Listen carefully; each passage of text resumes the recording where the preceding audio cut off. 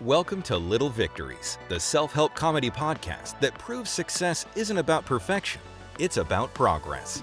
Hosted by fast-talking firecracker Richie DeFrisco and the ever-sly Pat the Cat Murray with the Pat Facts.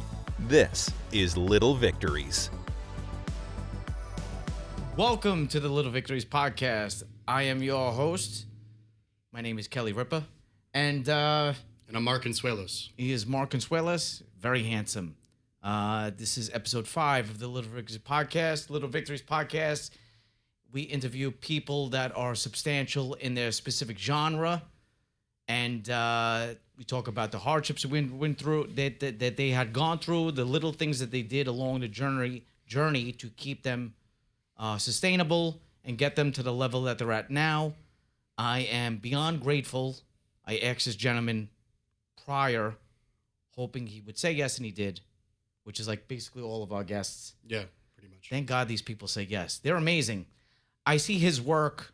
He is a substantial artist. His work is beyond ridiculous.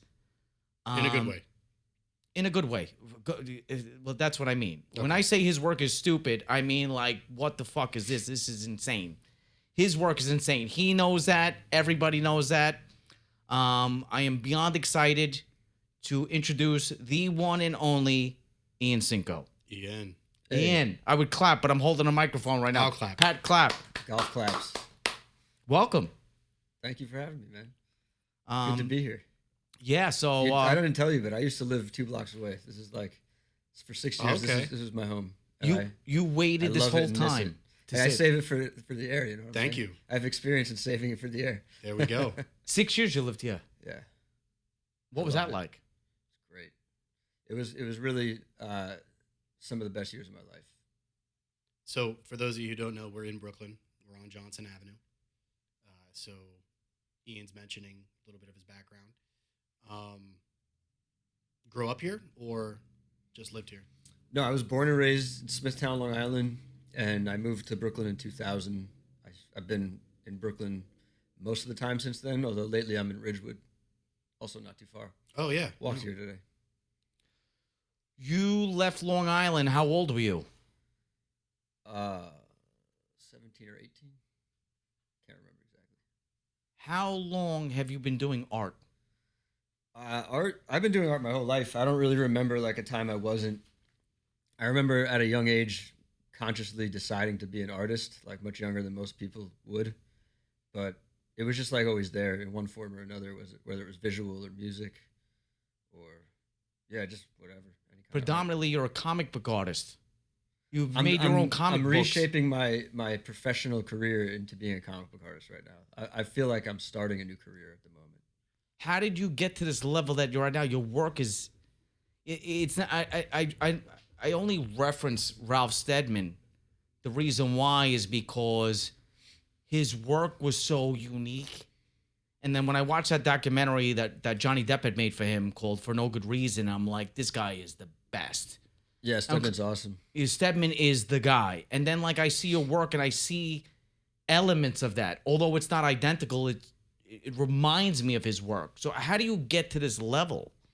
Well, you brought up Stedman. I don't look at him much lately, but he was definitely a big influence when I was younger. I feel like I know a lot of people who, they discover Hunter S. Thompson, they watch the movies, they start talking to him like him a little bit. You're hanging out with him. It's like you're talking like the movie Fear and Loathing right now. Chill.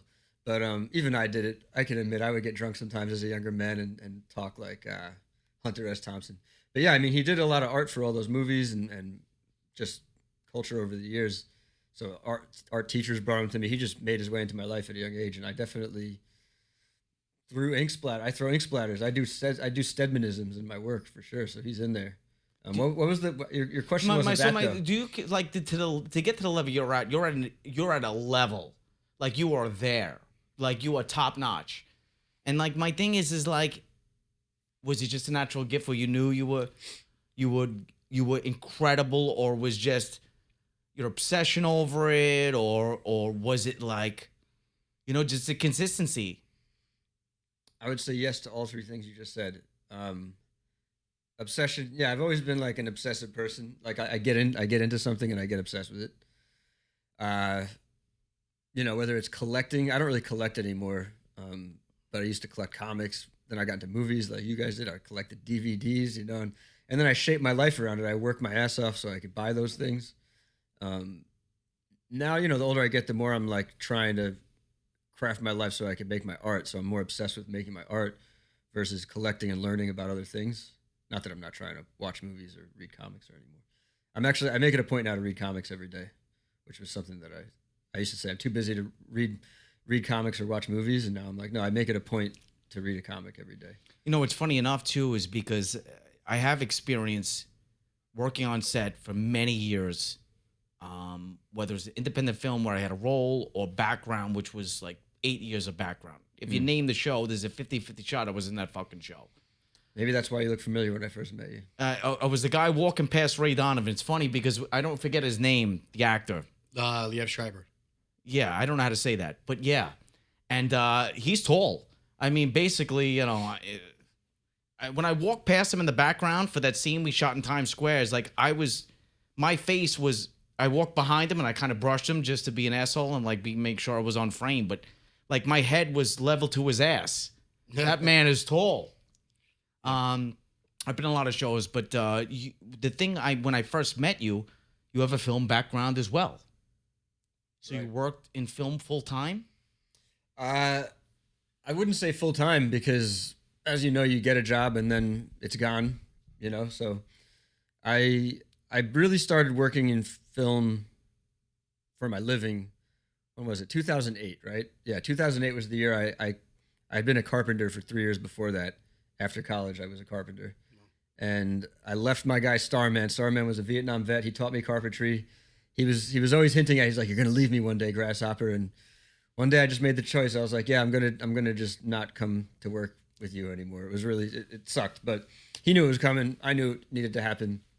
And it was hard because back then I hadn't really made moves like that, And that was also the worst time to do it because like around then was when the economy totally imploded on itself. But I managed to get a bunch of jobs, meet a bunch of people who continued to sustain me over the years. And in 2009, it was so bad, I just had to get a full-time job. So I went back to a construction job and started making music videos. And that was when I sort of transitioned from working for people. I had worked in production before 2008, but like 2008 was when I did nothing but that for a year. Yeah, and then it got so bad, I took a full-time job and was able to buy my own camera gear. And then I became like, they call them predators now, the shooter, writer, producer, editor, director, do it all yourself type person. And the stuff I was most proud of were the music videos I was making. Pretty much everything else I was doing was not anything I ever imagined myself doing just to get by. I never wanted to be called a videographer. I was a videographer. I was following around all kinds of people, things I can't really talk about. Mostly musicians and artists, though. That was like the best stuff. So anything, I know you just mentioned some stuff you can't talk about. Anything? Just not just I could tell you off the air. Just working for corporations and like, signing you. NDAs.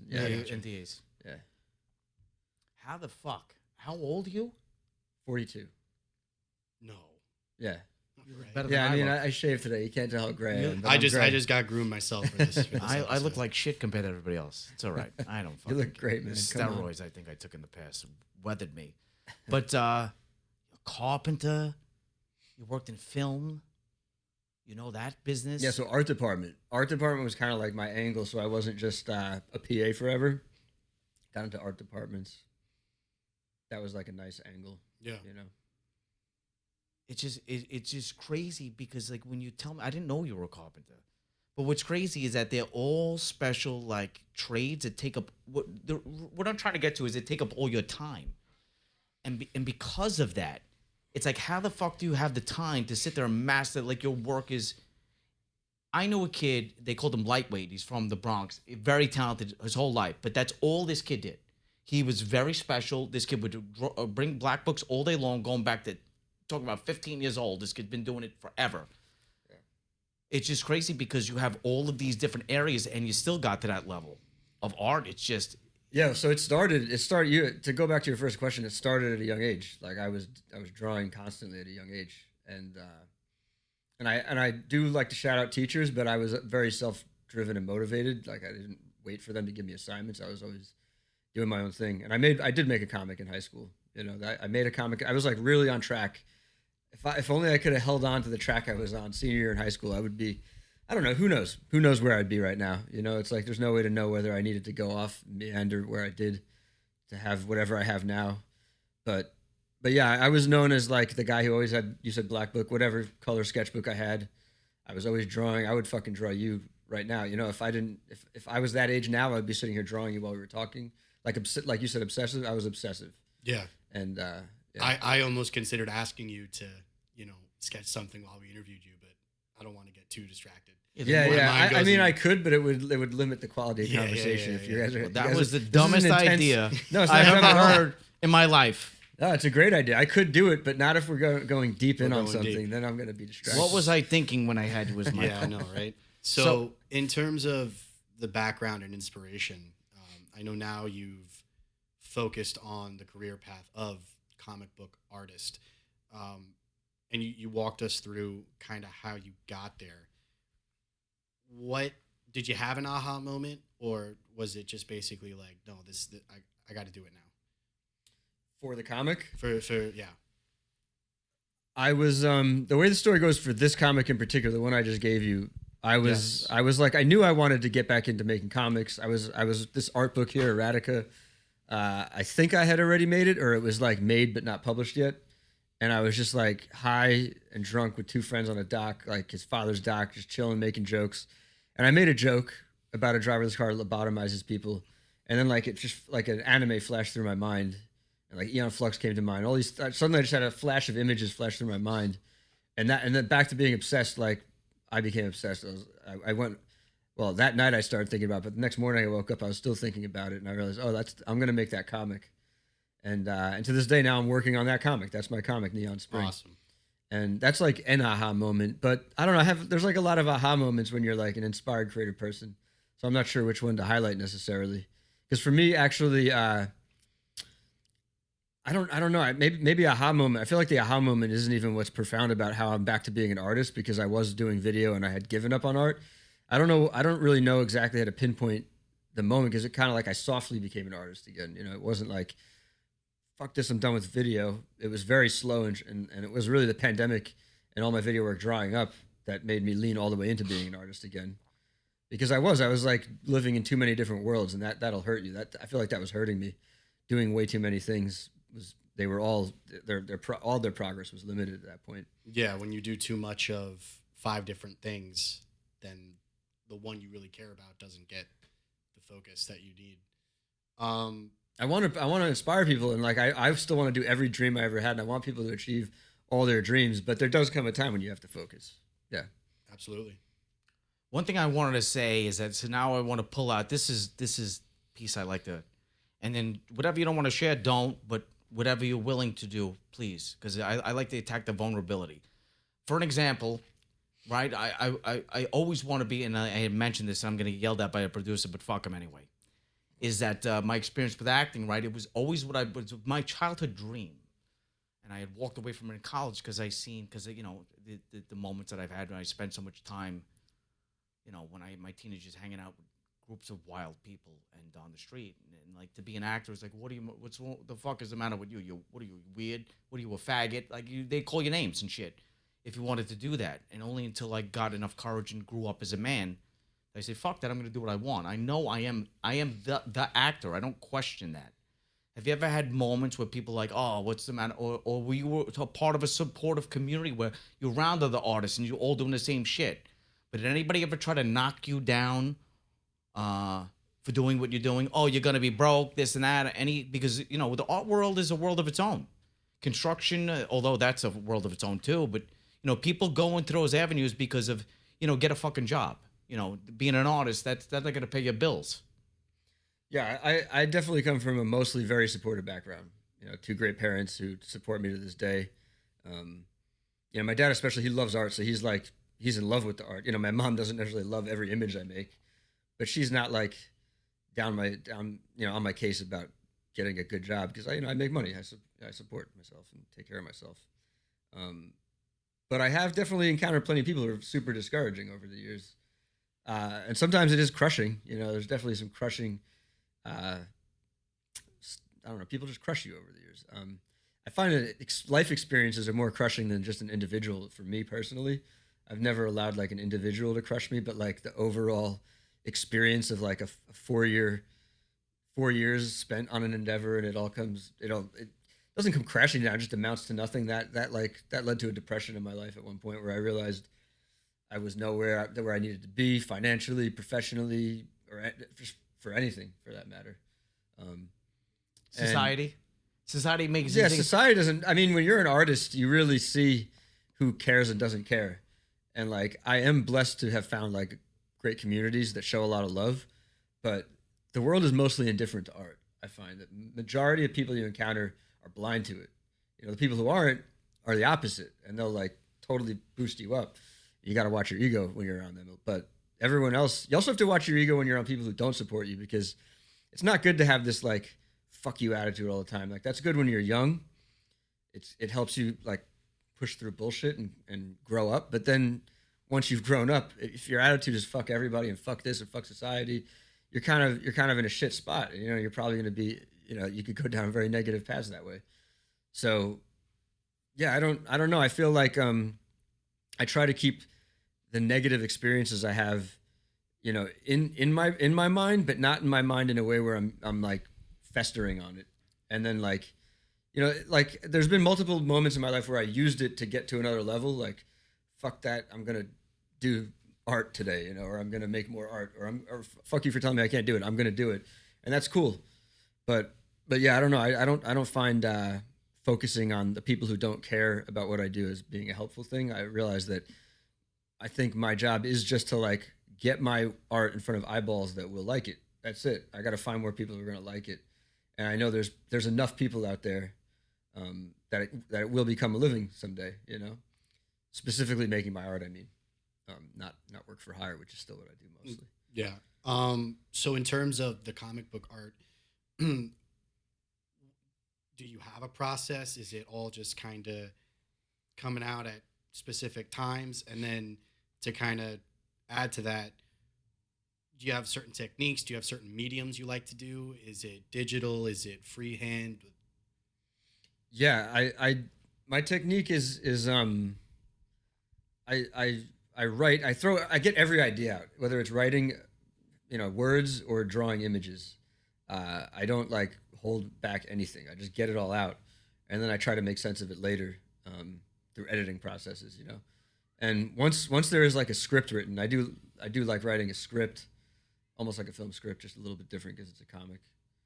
I thumbnail like really small drawings, and I find that's really useful because you could waste a lot of time if you're drawing big. So I draw really small and I fix everything with paint, and I make and traditional in sketchbooks usually. Although I do work digital on a Cintiq.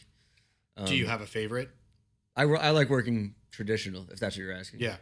Yeah, there's like a boom right now happening in the comic world where original comic art's selling for more than it ever has. And I think what it is more than anything is people around my generation have grown up and now they have money. The people who like loved comics when I was a kid, growing up, have money, and they love the comic book artists I grew up loving, and now they're paying top dollar and the dollar just keeps going up. So there's like a real living that I'm seeing comic book artists make off of just selling original pages. Yeah, and you know, trying to find the next best thing. I know, you know, you passed me Neon Spring at the start of the episode. When you go about creating a book, right, just one issue, do you collaborate with people? Is it a group effort, or is it at this point in your life you've mastered everything you need to do in order to just put it out there? Ian Cinco, sole proprietor. I love collaborating with people. I wish I had a collaborator on this because it's so much easier to write and break through walls when you have someone you're writing with, if you get along well. But I wrote that alone. I have an editor, my friend Michael Grossman. He looked over it. I sent it to a couple other friends, my friend Doug Olson, Mark Evan, just shouting out names here. Just some not random, some people. Yeah, it's not random at all. Like, I have people who I consider like the brain trust, people who I don't pay, people who don't work for me, but we collaborate on things and we trust each other. So I run it by them, and they helped, you know, in different ways, whether it was finding spelling errors or pointing out big plot holes. But but I did it mostly myself. That's pretty much just me. Yeah, Color and everything. That's amazing. And I kind of wanted to segue into a couple of questions, pseudo Pat facts. You know me on Little Victories. I give the facts. I'm the Pat fact.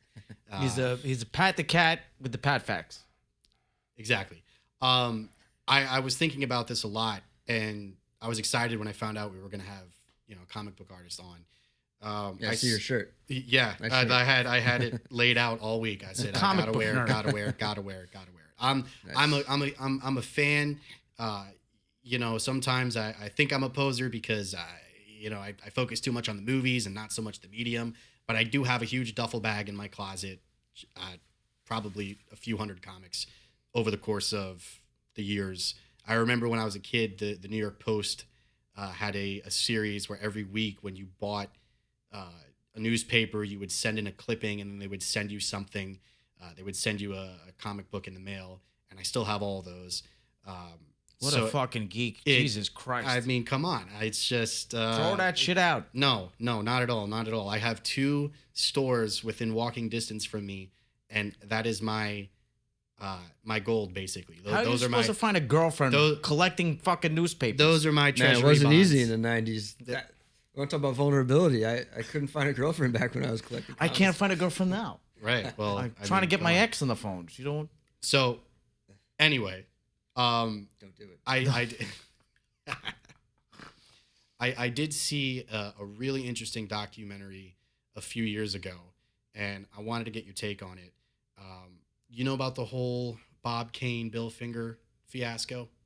Yeah, about they never had. They sold the rights to their characters from the start. Yeah. So it always, in terms of a collaboration, to kind of circle back to what I was asking, you had 2 guys, worked on something genuinely together.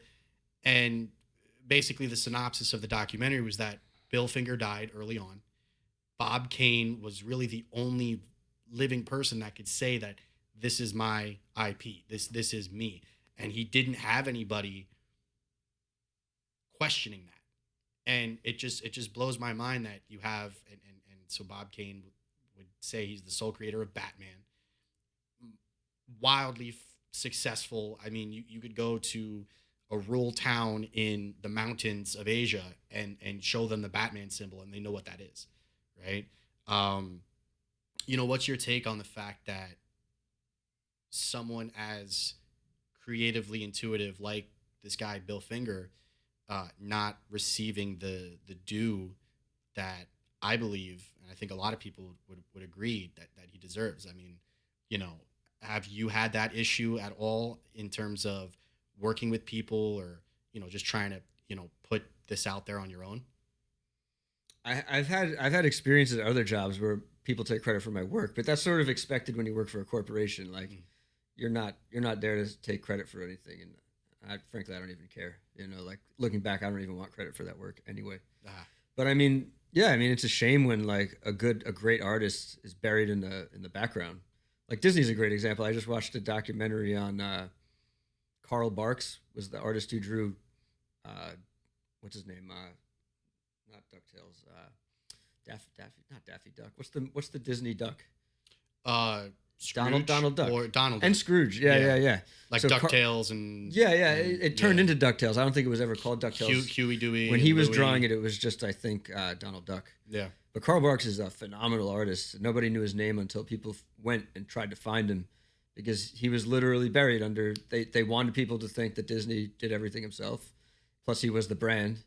And back then, there was no nuance to, like, let's figure out who the artist behind the scene. Now, we, through, like, our culture and our age, our people growing up, like, everybody really wants to know who did what. And people are curious, Yeah, I feel like and there's a way to make sure that you get credit for what you do now. But even like Marvel to this day is like not trying to highlight their artists. They do the best they can to keep most of them unknown or not. Marvel. Image Comics. Image Comics is like these guys all quit Marvel together like the same day years back, and they formed Image Comics. They went to DC that same day and said, "Fuck you, we're not working for you either." And to this day, Marvel and DC, the big two, are like terrified of individual artists rising up and having essentially like a socialist revolution, workers' rights revolution against the company. Yeah, and definitely now there's more accountability. It's with when you talk about Batman issue 1 was like 1939 or early 40s. Unless you had a bunch of people collectively saying that Bill Finger did this, Bill Finger did that, there was no fact checking. Yeah. I think you could easily you easily put out Neon Spring, and everyone will know, and they can verify that that's an Ian Cinco original. There's no doubt in anyone's mind. And Yeah, as things progress, who knows? Maybe I'll bring a collaborator on. Then we got to reframe. Maybe I'll take my name off the title, but who knows? But yeah, even Tarantino did that with Pulp Fiction. I think Roger Avery was the writer-director who wrote it with him, and Tarantino had a contract to get his name off it, so he's not on there. But things come out. People discover. Nerds want to know the truth, man. Absolutely, absolutely. So there's a couple things here. Is it one? I gotta say this, and I'm almost. It's hard to say this, but Pat, I'm fucking impressed. Holy shit, you did your fucking work. I'm telling you, man. All right, now that's all you get from me. So, when you were talking about individual artists, there was a light that I don't know if it came from the softbox, but all of a sudden it was perfect lighting. I don't know if the pro photo went off, but all of a sudden I saw the lion where you were almost like, when we talk about Marvel DC, and then because it's all about corporate bullshit. Look at film and TV. Christina Ricci said, I can't wait to go back to the days where corporate America doesn't run the film industry, I don't think that's happening. etc. But it's almost like, because you are an independent artist that works from the heart, expressing himself. Your name is your name. It is going nowhere. People know who you are and they know your work. And then you look at these juggernauts that are out there that control everything and how they don't represent their artists. And it's like a slap in your face. And almost like the brilliant people, yourself included, it's like, well, that's our rebellion. Fuck these people. We don't need them anyway. It's almost like you said it in the sense of like the power's in our court, not theirs. And I kind of got that sense of pride from you where it's like, we don't need them anyway. I mean, I don't know how to speak on this, because I don't know if my attitude is fuck them, we don't need them necessarily, but my attitude is fuck them, I'm not waiting around for them to come around to me. And even if they do, the part of the joy of making a comic is, and doing it myself, is I don't have to worry about fighting with people, because even when you're collaborating with friends, there could be a lot of arguing going on. But if you're working with bigger companies, then forget about it. I don't know, it's just like projects go nowhere for most people because they're just wrapped up in red tape for years, and then they get either discouraged because it becomes so far from what they wanted in the first place, or they go through the nightmare of it and it still becomes something they didn't want it to be. And yeah, I just lost interest in trying to fight that giant fight of trying to get a project. It's like more than a silver bullet to make a film. It's like way more complicated than that. Whereas I feel like a comic, for me, it could be a silver bullet. I feel like I could put this bullet in the gun and shoot it off, and the only thing that's going to defeat me is me, not designing or organizing my life to make the comic. Similar to acting, right? So acting is like, I went through the stages of like being desperate, like many actors are, because you want to get paid for your craft and you're trying to escape the rat race, right? You just want to be an expressive, polished actor that just does what they love to do and survive that way. Very difficult to do that. But I went to the stage of desperation, like, I need an agent. And I'm like, you know what? I came to a final realization as, I do this because I love this, and that's it. Let the chips fall where they may. Aside from that, it's like, I'm not begging any casting agency. I'm not begging any director or anyone at this point, and it took time to get there.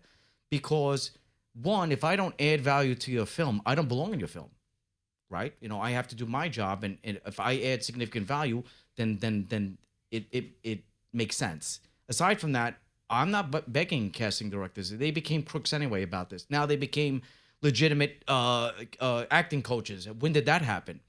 And I shelled out money and paid for their time, and it was a waste, a lot of it. Not all of it, but a lot of it. And in the sense of like, you know what? If you're an agent and you see something special in me, you talk to me, and we'll talk about it. But as far as the desperation of me sitting there and saying, I'll never get anywhere without these people saving my career. No, the only one that's saving my career is me. Yeah. The power needs to be in our hands. I feel like that applies to every aspect of your life, whether it's your personal relationships, your professional relationships, whatever you're trying to do. It is always you are going to save you, and you have to do what's right for you, whatever that means for you. Now, you also spoke on, the process. I'm interested in the logistics of it, right? To go from inception to execution. Do you have to go through like publishing companies? Are there specific For the comic? for the comics? And I'm doing it indie. I'm doing it super indie. I do want to get published, but I know a lot about how publishing works, and you can make more money self-publishing. Not necessarily more money. You reach a limit, a level where maybe you won't go past it. So you want to get published to reach, more eyeballs. But then going back to self-publishing is ultimately my goal. right. Because at the end of the day, you're just splitting less money with less people. Yeah, and Or you're splitting with less people. yeah, I can see that for you it's both getting it out there and then also being, financially successful. I mean, that's definitely a plus to that. But in terms of again, Neon Spring, right? If you the whole self-publishing process, can you kind of just walk us through how all that went? Yeah, I mean, so starting from when I finished the book, like the art's done. You can skip that. Okay, so art's done. Well, yeah. you tell me. I can describe everything. If you want. I genuinely want to know.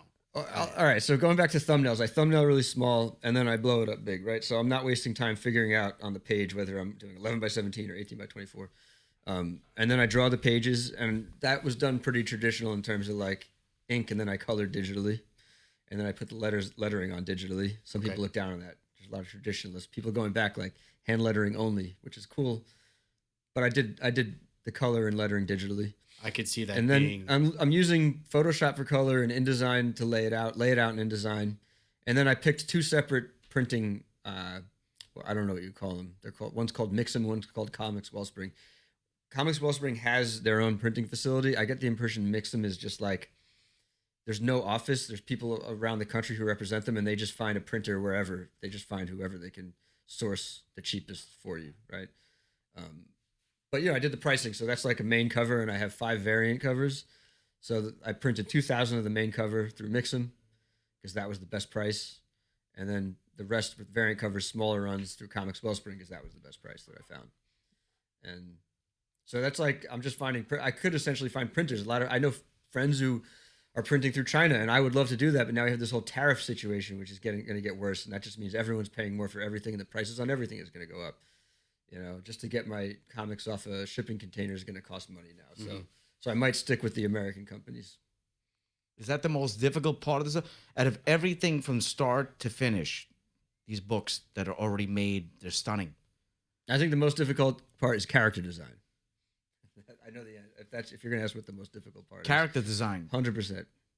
Harder than writing the whole story, which is super fucking hard. Drawing the pages, once I've thumbnailed them, is like just a process. It's not really like, of course, there's walls that you hit there. But what do you mean by character design? Like there's no, like I write a scene and there's a new character. That character doesn't exist. And I can't just go call up 20 actors and have a casting session. I have to literally draw the character from scratch, That to me was the hardest thing, and the part that I was hitting my head against the wall and having the most difficulty with. And I actually found that I had designed the characters by accident. I just went back and looked at some random drawings that I did years previous. I was like, you know what? What about microdosing on mushrooms? It opens up that I door. love microdosing on mushrooms. I can't really make like my art. If I'm drawing like characters, I can't really like draw a pretty woman's face when I'm on mushrooms or too high on weed. My art gets pretty sloppy when I'm on drugs. Yeah. Drinking, I can tolerate. I'm not a drinker. Yeah. I miss shrooms. I haven't taken them in a while. No, I like shrooms for other reasons. I like taking that to like think about the world, think about my relationship to the world, and then stories open up as a result. The only one that's not good is Viagra. You ever take Viagra? I haven't tried that yet. I'm not going to comment on that one. Yet. Just we'll avoid that one at all costs. I'm trying to stay celibate right now. I need no Viagra. I'm trying to find Jesus. And I don't know why it's so hard to find this guy. He's got the #1 book in the world. Where is this guy? He's in you. Come on, I'm the universe experiencing itself. Yes. How fucking amazing is that? You doing Bill Hicks? Not for nothing. Congratulations to you. It's well deserved.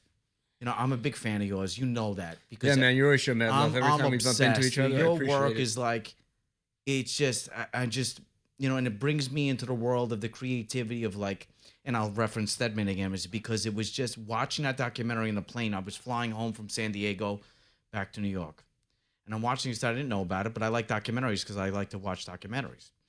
And I saw this, and I'm like, wow, and I was blown away. He easily is one of my favorite, and I see his work in yours. But the creativity that you have is inspiring. So there are young kids out there, or not necessarily young, older people that might want to go. It doesn't matter. That's irrelevant. But they have the desire for whatever holds certain people back, whatever the case is. But they have the desire, and I think the reason why I'm referencing this is because I lost my mother in May of 2023. Worst experience a human being will go through. And then, as I had moved into the same home, but downstairs, etc., and moving a lot of things around, and I found a substantial amount of her artwork. And I know that my mother always wanted to be an artist, but went through a hardship where, look, her husband was dead. I lost my father when I was 5. So my mother had to raise 2 kids on her own.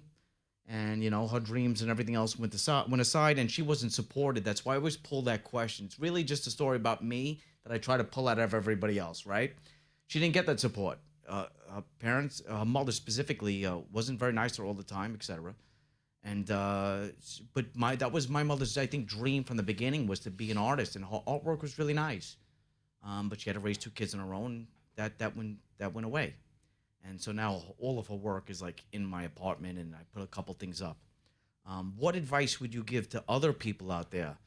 Whatever, regardless of the circumstances, easy or not easy, if they got support or not, but like the steps that they should take to is it just draw every day? What do they need to do to just keep at it? Yeah, I feel weird giving advice to just generally everybody, not knowing what people are going through and their hard circumstances,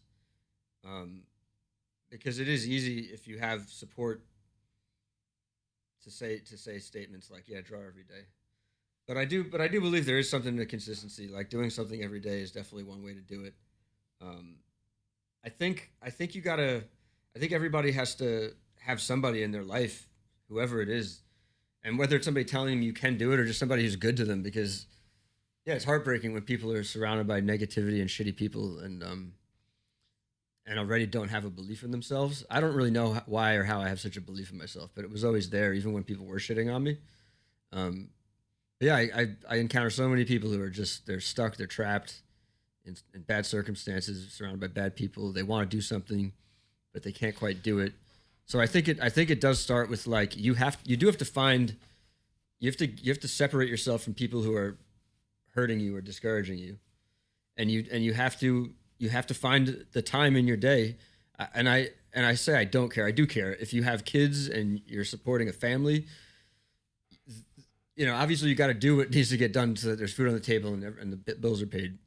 But I do have friends who are parents and they make art still. So I know it's possible, so like a support system matters. Probably like a support system is probably something I'm not even aware of how good mine is in comparison to other people's, so a support system will go a long way. But the other thing too is you're all in. I am all in. You're all in. I mean, I've quit like in my own way at certain things, and it didn't last very long because like a few days go by, I'm like, who am I kidding? I'm not like whatever I do to do what I have to do is whatever it is, carpentry, construction, working for an ed tech company for years, whatever it is, but I'm always going to be trying to do what I want to do. So, and yeah, I mean, who can't respect that?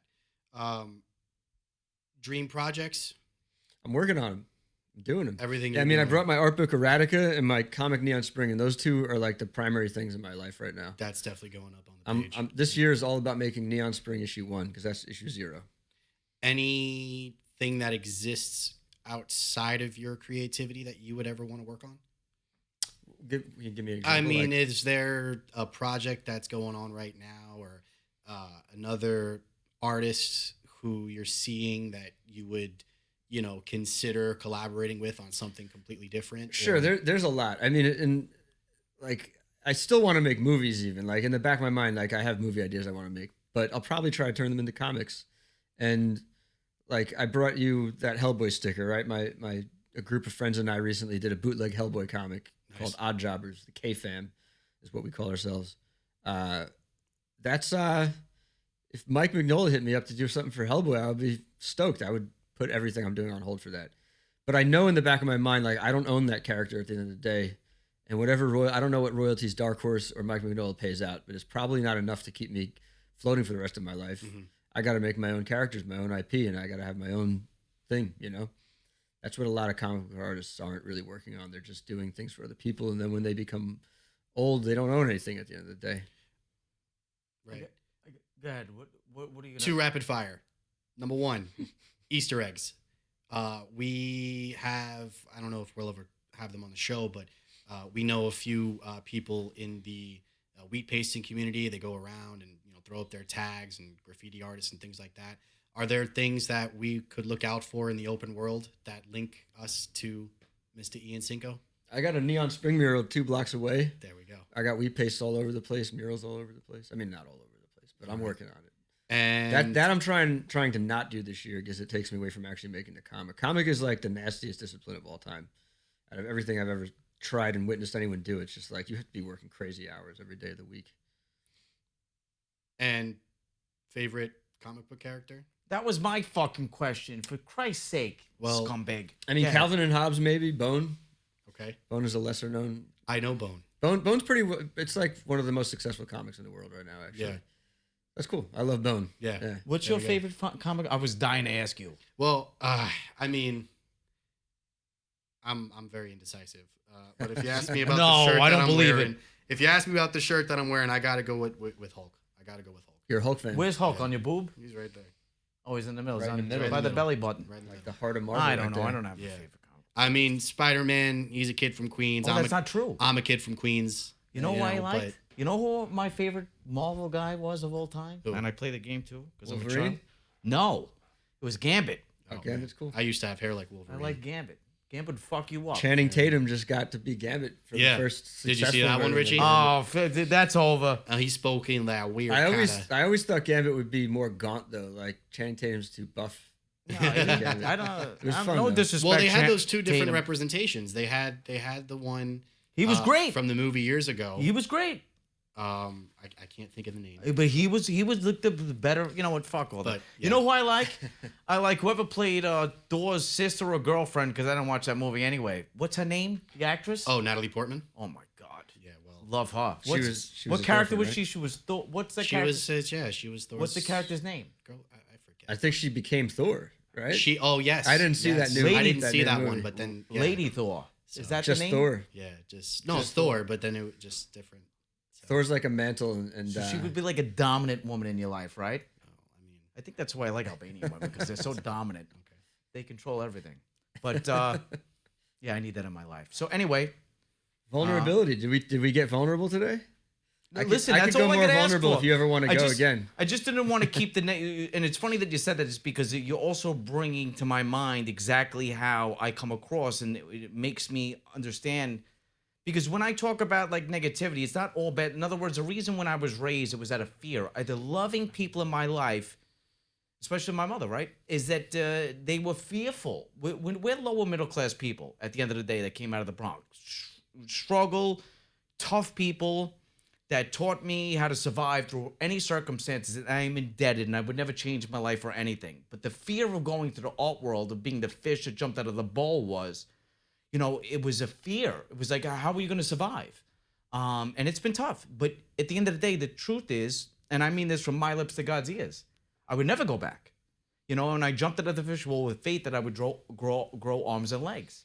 And in some sense, I did. And I would never go back. Look at this. I'm recording a podcast right now. You think I would... Is that what we're doing? I don't fucking know what we're doing, Pat. You think I would trade this to go back on a construction site and eat shit all day long just for a fucking paycheck for retirement? You know what it is? I've seen too many guys die young. And I sit there and I say, what's the point of this? So I took the path less chosen by, and I feel like that's the art world in general, if I'm not mistaken. I mean... Yeah, well, I mean, you could die broke, alone, and depressed no matter what job you take. So might as well go for what you want. I want a fist pump for that. Listen, I say this all the time, and I want to leave it this, is that whether you choose to follow a dream or you don't, either way, you're a dead man. So why the fuck not? Right, was that a good ending? I think, though. That time you said something nice. You live at least once. You might as well do it right and take all the chances you can. So listen, I can't thank you enough. I love you to death. You know that. You're my boy, whether you like it or not. I'm gonna invite you on my show when I get it more. Right now, I'm just interviewing comic artists, but I would like you to come. And I'll prepare myself so I don't say anything I'm you not don't- supposed to You say. don't need to prepare anything, man. All right. I'm indebted to you for coming here. The knowledge you gave to our audience is tremendous. Pat, I can't fucking believe this, but you did a great job today. I think You did. I'm proud of you. think You did a great job. I'm proud of you. He's gonna fuck up the next episode, but for this one, you nailed it. I think we're 2 for 2. We're 2 hitting for 2. We're hitting our. I like this podcast. We're hitting our groove. I don't know There we who's go. next, but we'll figure that out. But Ian, thank you again. I really, really appreciate you, all of your work. Ladies and gentlemen, please follow his IG is where I see all of his work, and it's easy for me. But when you're around the Brooklyn areas, I mean, he has gates, he has done, etc. Like his work is out there. Yeah. Anything you want to plug? Put out there. I don't know when this is coming out, but you can always go to my website, iancinco.com. Yeah, Instagram is Ian_Cinco. And check out my work. Buy my art book, Eradicate. It comes with a custom drawing inside. Right. And I give you a free copy of Neon Spring issue 0 if you buy that. Or you could buy the comic. And hopefully by the time this comes out, my issue 1's coming out soon. All right. Support it, yeah. And I'll spell that for you guys. Ian, spell it for me. That's my middle name, so I can't get it. Spell wrong. what? Your Instagram account and all your. It's IAN_CINCO. Perfect. All right. So thank you again, ladies and gentlemen. That is a wrap for today, and I will see you next time along with my co-host. And don't know who the next guest is, but I'm sure it's special. So Stay tuned. stay tuned. Thank you very much. Bye. Thanks for listening to Little Victories. Stay tuned for more wins and more laughs. Follow us at Little Victories Pod on Instagram so you don't miss a thing.